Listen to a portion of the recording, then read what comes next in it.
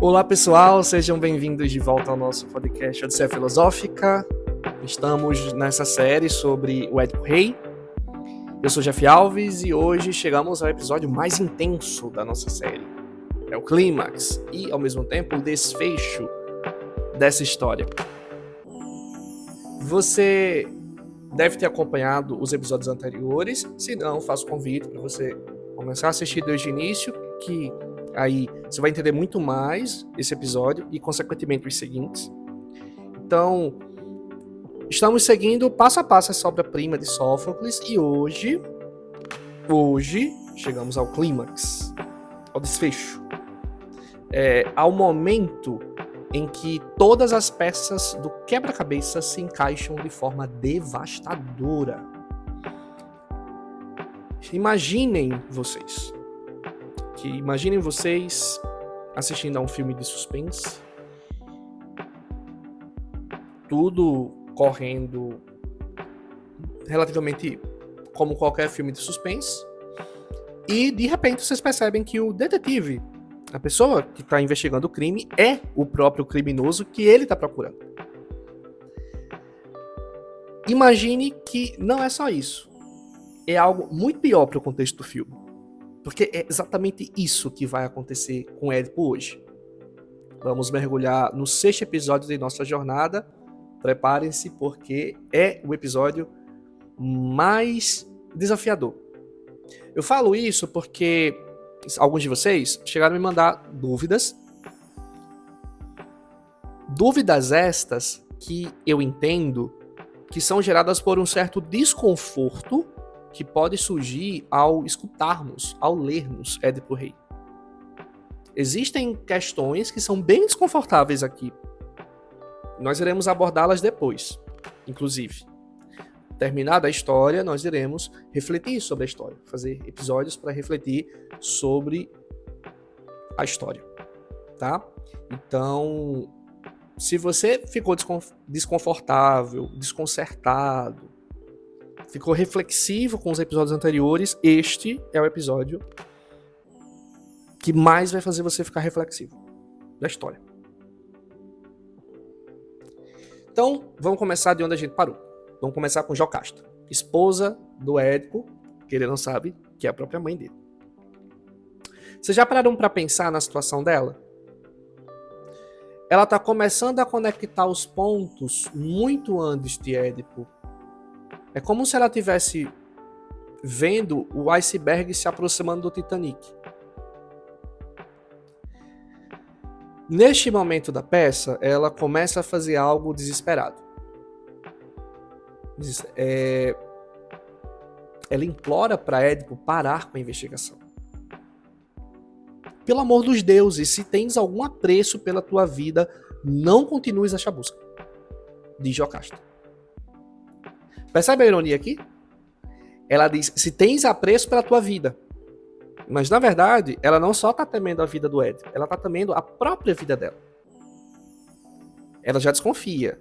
E ela já tem medo do que essa descoberta pode trazer, não somente para Édipo, mas também para ela. Vocês podem se imaginar numa situação onde vocês descobrem algo terrível sobre alguém que vocês amam. Mas, de certo modo, se vocês contarem para a pessoa que vocês amam a verdade, vocês vão destruir tanto a pessoa que vocês amam, quanto vocês mesmos. Se vocês não contarem nada, a vida continua, nada acontece. Mas se você contar, você destrói tudo. O que é que vocês fariam? Vocês contariam? E lidariam com todas as repercussões da verdade, ou vocês tentariam proteger, por mais que tivesse que engolir essa verdade a seco? Jocasta escolhe tentar proteger. Mas Édipo é como aquela pessoa que não consegue deixar uma ferida cicatrizar, fica cutucando, mexendo, até que a ferida fica pior, infecciona. E é nessa parte da história que entram as testemunhas que irão selar o destino de todos. Preste atenção. Sófocles é genial na forma como orquestra essa revelação. Ele não joga tudo de uma vez. Ele vai dosando a informação como um mestre do suspense. Vai colocando as informações a conta-gotas. Primeiro entra o pastor, que ele pediu para chamar. Vocês lembram que esse pastor era agora pastor, mas ele fazia parte da comitiva real do rei Laio e sobreviveu a uma situação que ocorre, que mata o rei Laio. Ele diz que havia sido vários criminosos que abordaram o rei e mataram todo mundo. Ele, por sorte, escapou, mentindo, porque foi apenas um que matou todo mundo, com exceção dele. Foi o Édipo. Ele não conta para a família real de Tebas isso, quando vai dar a notícia da morte do rei Laio, com medo talvez da repercussão, e pede para viver no campo, né, para ser pastor. Só que agora existem mais duas informações que eu não contei sobre essa mesma pessoa. Porque essa pessoa carrega 3 segredos. Não apenas esse primeiro que eu falei. Esse pastor é o mesmo que recebeu o bebê Édipo para abandonar no monte. É o mesmo que havia sido incumbido de matar o Édipo bebê. E não faz. Ele também foi a única testemunha que sobreviveu ao assassinato de Laio. Mas não disse que foi o homem só que matou. E ele também reconheceu Édipo quando ele se tornou rei. Ele reconheceu que Édipo, quem era Édipo. E reconheceu tudo. Mas preferiu estar longe de Tebas sendo um pastor. E agora ele aparece como única testemunha do que ocorreu com o rei Laio. Édipo manda chamá-lo para ele contar o que foi que de fato aconteceu. Então vocês podem imaginar como estava a cabeça desse homem. Durante anos, ele viu o assassino do seu antigo rei governando a cidade. É como se vocês soubessem que matou alguém de sua família, quem matou alguém de sua família, mas não pudessem falar nada porque a verdade seria muito pior. Bom, então ele chega, ele não quer falar o que aconteceu, certo? Tá lá com Ed, não quer falar o que aconteceu, quer persistir de certo modo na mentira, e chega uma outra pessoa. Um mensageiro agora. Um mensageiro de Corinto, cidade onde Édipo foi criado. E ele chega com a notícia que, por mais triste que fosse, acaba soando como uma boa notícia para o Édipo. Diz o mensageiro: Pólibo morreu de morte natural. Vim comunicar que o rei Pólibo morreu. Na cabeça de Édipo, o pensamento é: ótimo, então a profecia está errada, a Jocasta estava certa, profecias não se cumprem. Eu não vou matar meu próprio pai porque meu pai morreu de morte natural.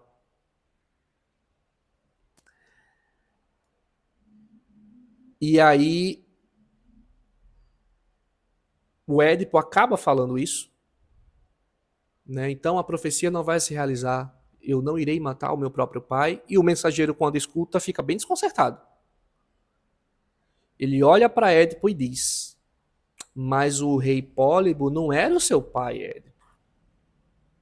Sinto lhe dizer, ele não era o seu pai.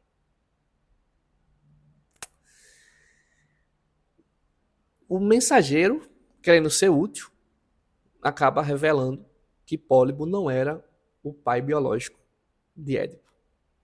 Aqui a gente tem um conceito fundamental da tragédia grega, a peripécia. Aristóteles definiu peripécia como a reversão das circunstâncias, quando o que deveria salvar o herói acaba destruindo ele. E é exatamente o que vai acontecer aqui. Continua o mensageiro para o rei Édipo. Eu te recebi de outro homem. Você é filho adotivo do finado rei Pólibo. Édipo, desconcertado, pergunta, mas de quem? De quem eu sou filho? E aí, imaginem, o mensageiro aponta para o pastor.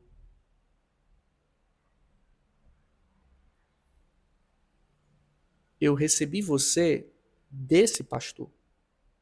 Ou melhor, ele que entregou você para os seus pais adotivos.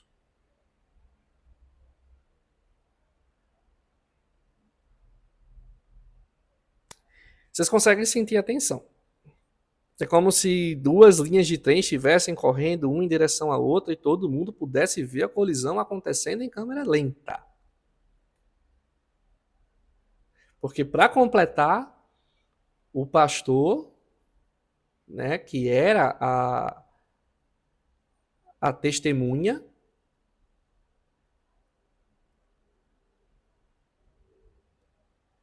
diz que Édipo foi quem matou o rei.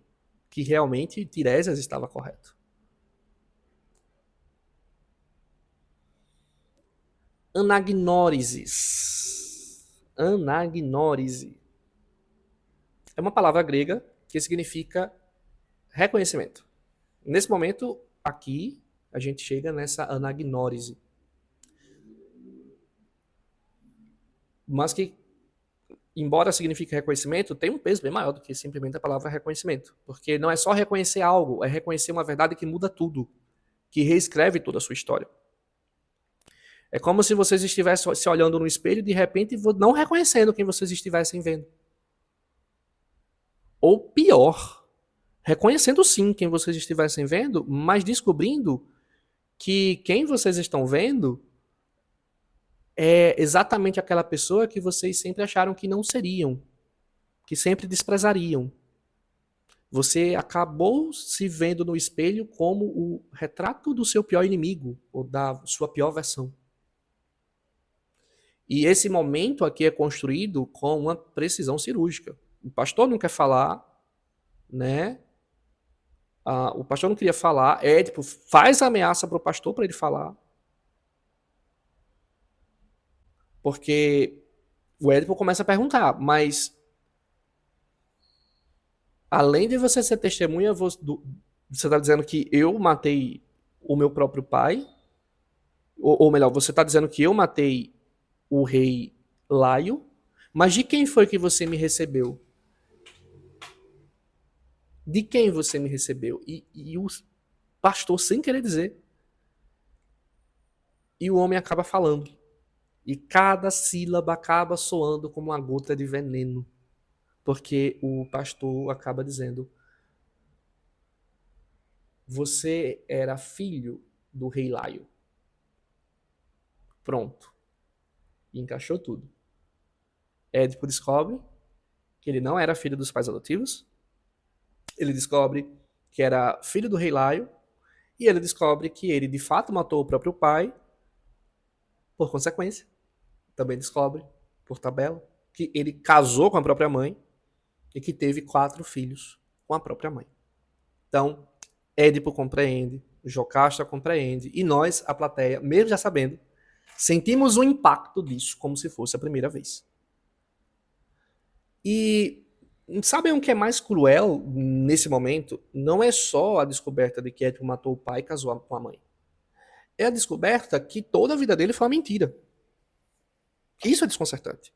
Cada decisão que ele tomou para fugir do destino apenas o aproximou mais dele. Ele pensou que tinha feito de tudo para fugir ao que o oráculo tinha dito, mas fazendo de tudo para fugir ao que o oráculo tinha dito, ele acaba concretizando o oráculo.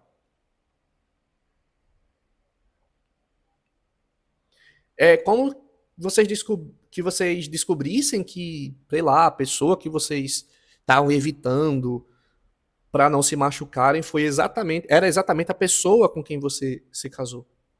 Que cada passo que você deu para se proteger, na verdade, acabou te levando à situação que você não queria que acontecesse.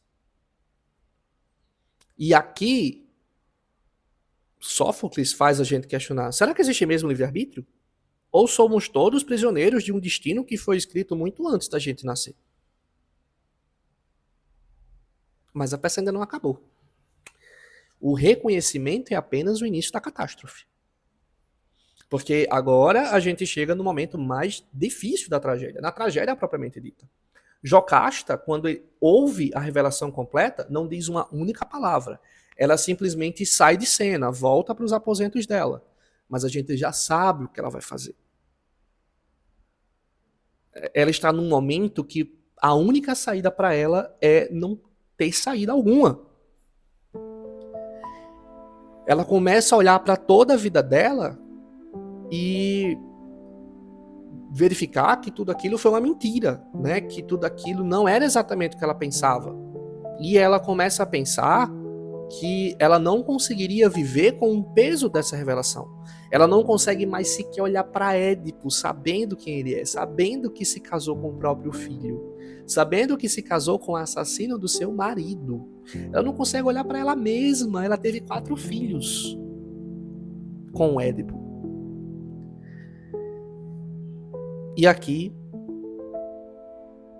a Jocasta cede ao desespero, cede à recusa em participar de um mundo que se tornou impossível para ela, diz para ela mesma: se a realidade é essa, então eu escolho não fazer parte dela, e acaba se suicidando. Sófocles é bem sábio aqui. Ele não mostra para nós o suicídio acontecendo. Ele apenas nos conta que aconteceu. Porque o horror maior não está no ato em si, mas no que ele representa. O colapso total de uma vida, de uma identidade, de um mundo. E pensem na ironia final. Jocasta, que tentou salvar Édipo parando a investigação, acaba sendo destruída exatamente pelo que ela estava tentando evitar. É como se o destino olhasse pra gente e dissesse: vocês estão achando que são capazes de me enganar? Vejam só o preço que acontece com quem tenta se livrar de mim. Mas a tragédia ainda não acabou. Ainda tem mais um ponto para acontecer.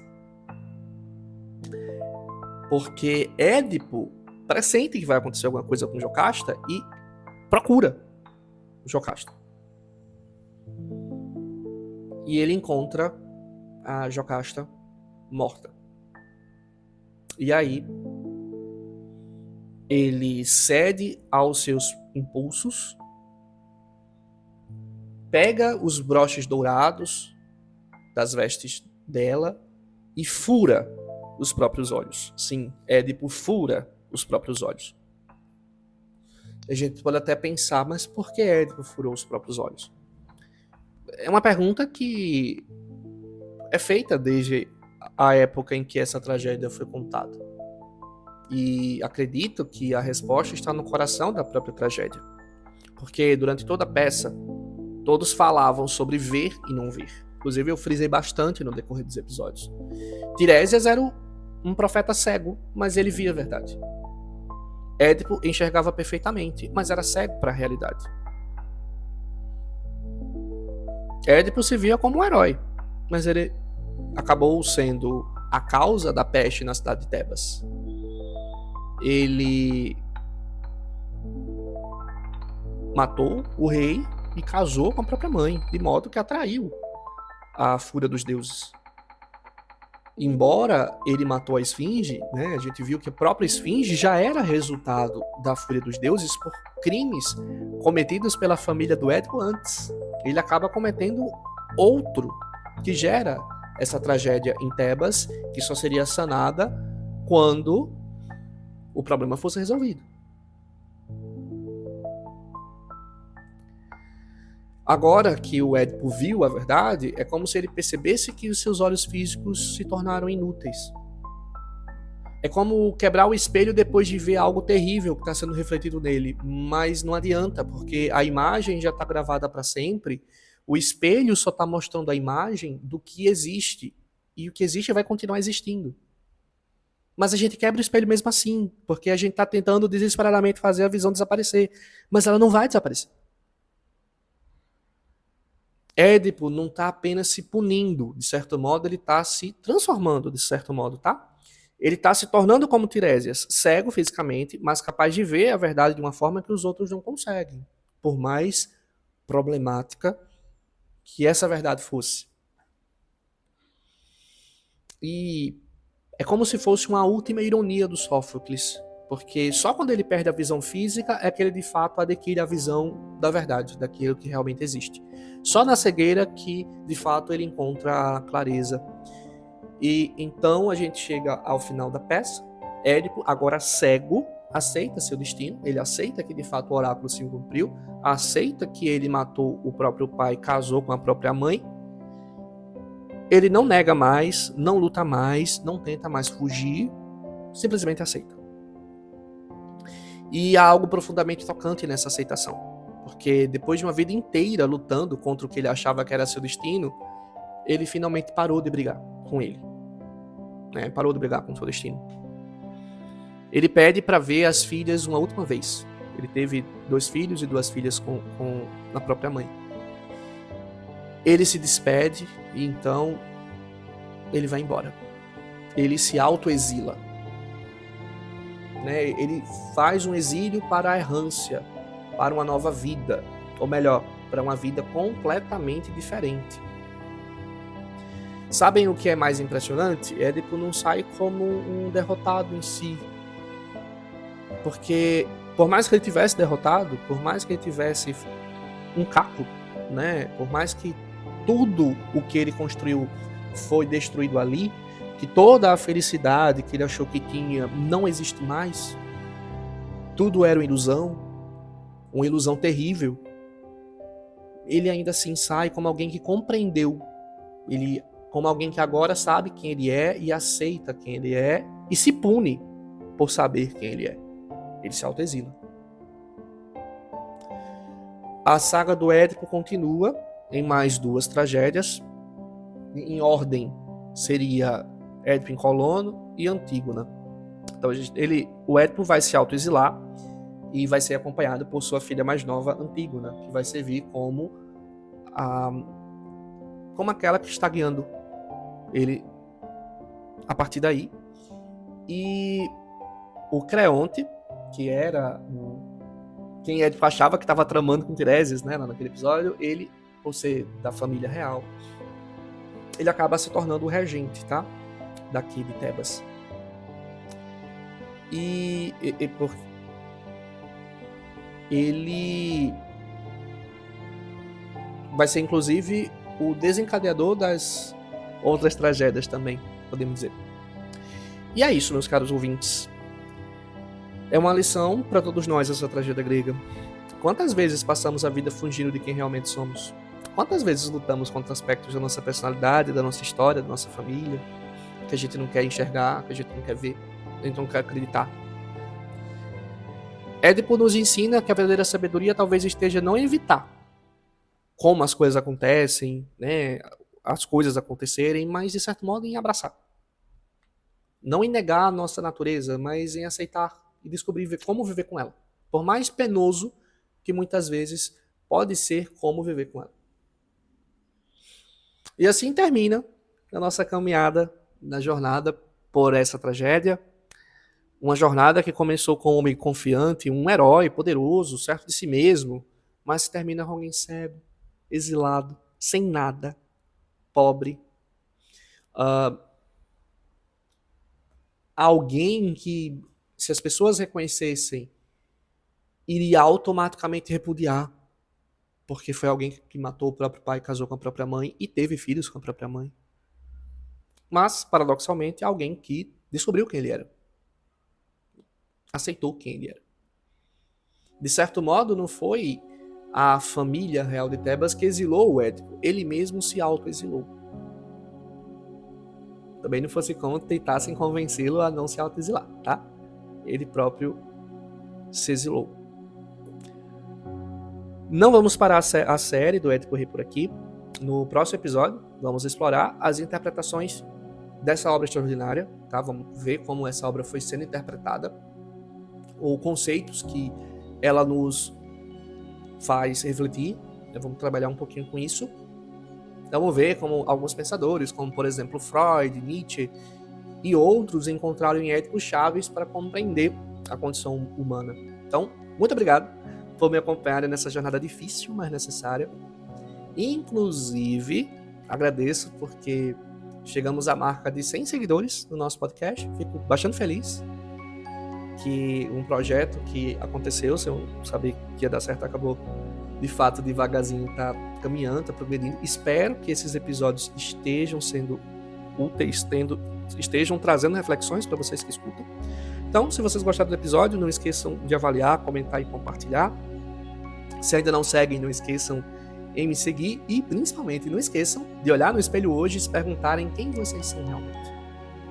Vocês estão preparados para aceitar a resposta quem vocês são, de fato. Então, até a próxima, pessoal. E lembrem-se, às vezes, a maior coragem não está em fugir de quem nós somos, mas em abraçar quem nós somos, com todas as suas contradições, com todos os seus desafios, com todas as suas problemáticas, com todas as suas complexidades.